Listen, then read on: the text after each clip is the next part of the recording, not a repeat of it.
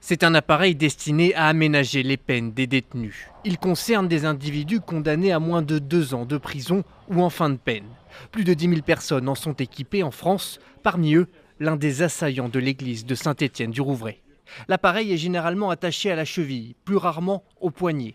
Si l'on tente de s'en défaire, une alarme s'enclenche automatiquement. Ce bracelet équipé d'une puce est utilisé pour s'assurer que le porteur est présent à son domicile ou à son travail à certaines heures de la journée.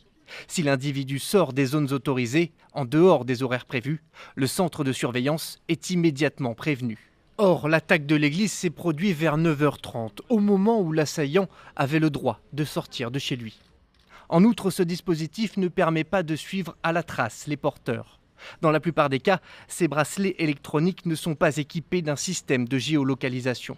Il s'agit d'un outil pensé notamment pour faciliter la réinsertion de détenus. Selon certains spécialistes, il serait peu adapté à la surveillance de personnes soupçonnées de terrorisme.